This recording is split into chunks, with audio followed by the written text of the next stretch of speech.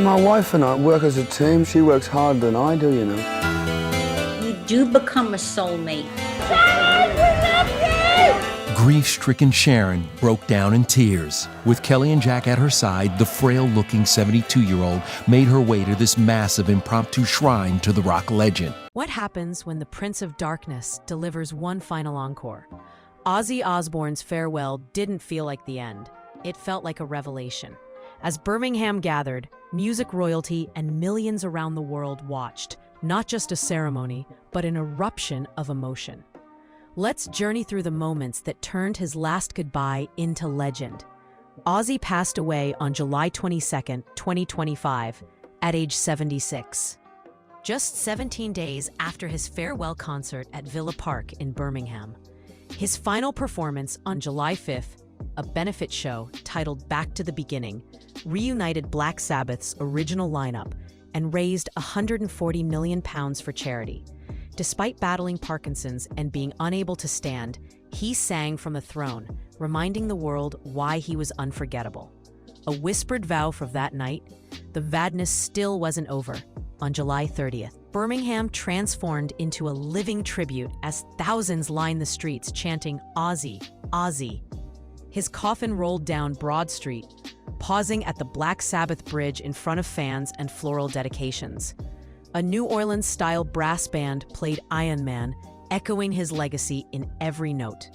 As Sharon Osbourne and their children laid flowers, the crowd responded with peace signs and applause, just as Ozzy would have wanted. Yet the public moment was only the opening act. And gently placed a single purple rose, a quiet tribute to Ozzy's signature purple-tinted glasses. And then, just like Ozzy, flashed a peace sign to the crowd. The day that began with the roar of thousands in Birmingham ended in a way only Ozzy could have scripted. Private, strange, and legendary all at once. After the public procession wound its way through Broad Street, past the Black Sabbath bench and the bridge that bears the band's name, the mood shifted. The crowd watched silently as the hearse left the city limits, heading away from the cheering fans, away from the cameras, and toward a secluded stretch of the Buckinghamshire countryside.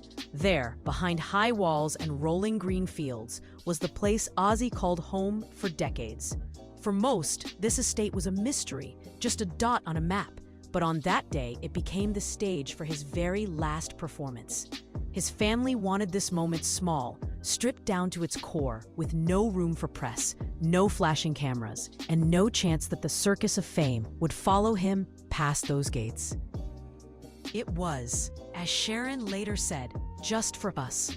On the edge of a quiet lake, a gathering of about 110 people formed a circle around a massive floral display that spelled out his name in unapologetic bold letters. Ozzy effing Osbourne. It was loud without making a sound. The flowers were purple, red, and jet black, colors that for decades had defined his stage presence. The tribute looked more like a backstage set piece than a funeral arrangement, and in a way, that was the point. He'd once joked that if people showed up to cry, he wanted to prank them halfway through. Even in death, that wicked sense of humor hovered over the scene. The guest list could have been mistaken for a rock hall of fame. The thought of not being with him is just unthinkable. The family, united in grief, dressed in all black. Ozzy's rarely seen 41-year-old daughter Amy fought back tears. Next to her, Louis, Ozzy's son from his first marriage, but his two siblings were not seen. Zakk Wylde, the guitarist who had stood at Ozzy's side for decades, came in quietly, clutching a small wooden cross. Rob Zombie, Marilyn Manson, Corey Taylor from Slipknot, and fellow Sabbath members Geezer Butler, Tony Iommi, and Bill Ward filed in next. James Hetfield of Metallica arrived last, visibly emotional, head bowed. To see these figures, icons in their own right, silent, humbled, and stripped of their usual swagger, told you everything you needed to know about the weight of the moment. There was no red carpet here, no velvet ropes, just a few chairs, a clear tent for shade, and the sound of water lapping against the lake. The service was simple but deeply personal. Family photos, guitars from past tours, lyric sheets with notes scribbled in his messy handwriting. Items pulled straight from the house and set up like a private gallery surrounded the mourners. Every corner of the space whispered a different story. At one point, a speaker played snippets of unreleased audio from his home studio. Him laughing mid-take, swearing when a note went wrong, joking with Sharon between verses. Those moments weren't for the public. They weren't part of the image. They were just Ozzy, unfiltered. And that, more than anything, is what the family wanted to share. The man behind the storm. The service itself ended quietly. Sharon placed her hand on the wooden casket as it was lowered into the ground, near a spot where Ozzy used to sit and watch the sun set over the water. She didn't speak. She didn't need to. Jack and Kelly followed her, leaving a few personal items: an old pair of glasses, a handwritten lyric, a guitar pick. No photographers captured it.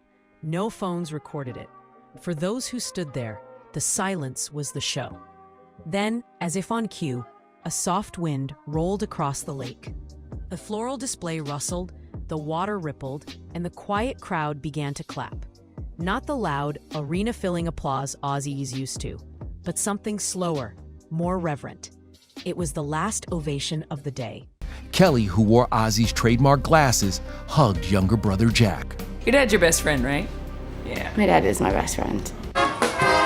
Ozzy's procession included a brass band and 6 Mercedes funeral cars. The Jaguar hearse carrying his coffin was adorned with purple flowers spelling Ozzy. At about 12:45, it passed by Ozzy's childhood home. And in that stillness, it was almost as if the world was listening for an encore that would never come. As the mourners settled into their seats beneath the white canopy by the lake, there was an almost eerie shift. You could feel the weight of the names gathered there, not in the usual loud, electric way, but in how utterly quiet they became. These were people who had spent decades standing in front of screaming crowds, people who had shaped entire genres, and yet here, not a single one of them spoke. No one dared break the air. Rob Zombie sat toward the back, sunglasses on, head bowed like a penitent fan. Marilyn Manson leaned forward with hands clasped so tightly the knuckles were white.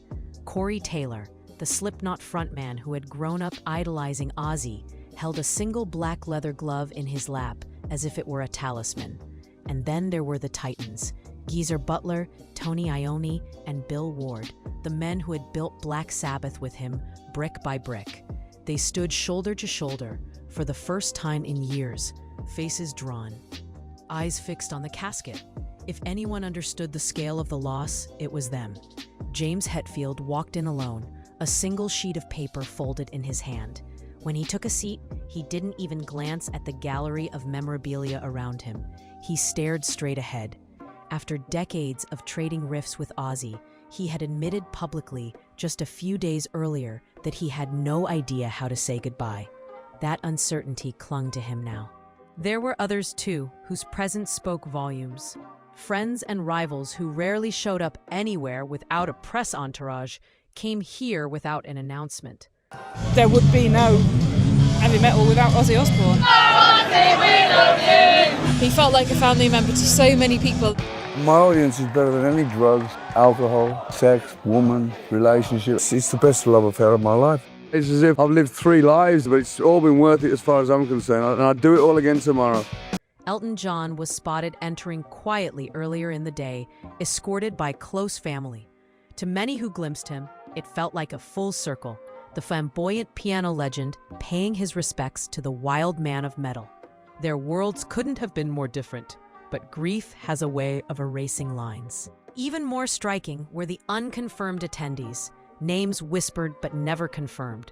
Some of them actors who had portrayed rock icons on screen, others musicians who had publicly clashed with Ozzy over the years.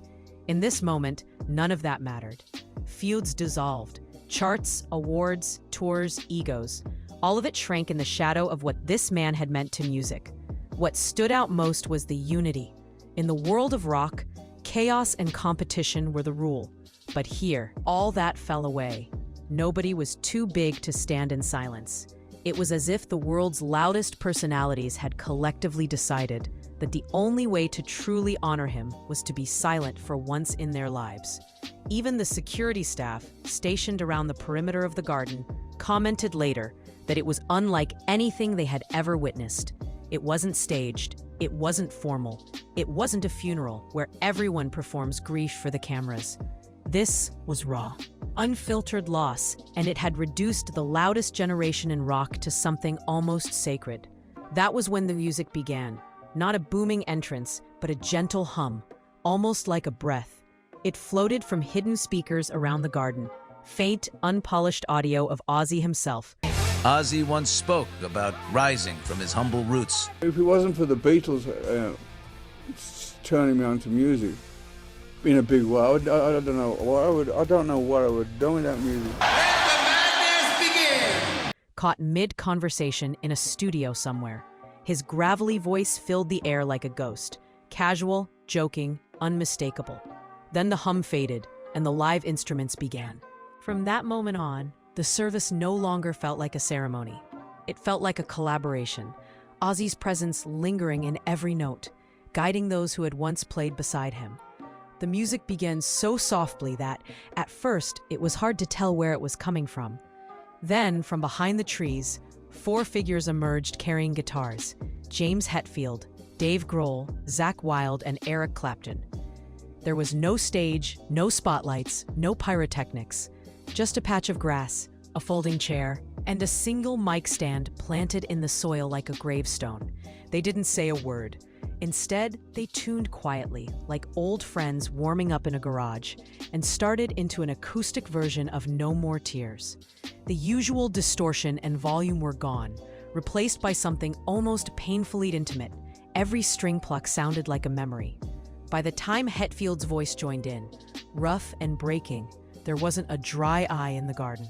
Those who were there said it was surreal, hearing songs that usually filled stadiums, reduced to something that felt like a whisper. The guitars blended into the sound of the wind moving over the lake. Even birds seemed to stop singing. It was music as grief, as gratitude, as farewell. Behind them, a simple screen lit up. No flashy edits, no highlight reels, just a slow loop of private home videos. Ozzy had returned to Birmingham only days before his death for one final performance in front of 40,000 fans. Everyone goes through changes, looking to find the truth. But the biggest surprise came backstage. You know I love you more than anything in the world. You're not married, my daughter. Ozzy holding Sharon's hand during a walk, playing with his grandchildren, scribbling lyrics on a napkin, or laughing at himself after a botched note in rehearsal. For many, these moments were a first glimpse of the man stripped of eyeliner and chaos, and they hit harder than any live show ever could. When the final note of No More Tears faded, the 4 musicians stood up, set down their instruments, and quietly stepped away. No encore, no bows, just silence, as if to say, that's all. That wasn't just a send-off, it was an inheritance.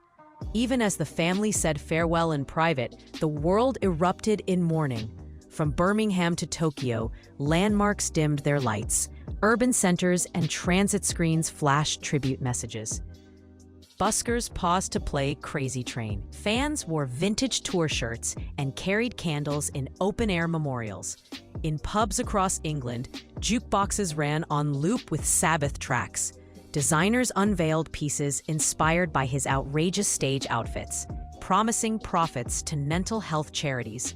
Nods both to his style and struggles. Grief spread, so did understanding. Amid living stages and viral tribute posts, Jack and Kelly Osbourne brought deeper color into the public grief.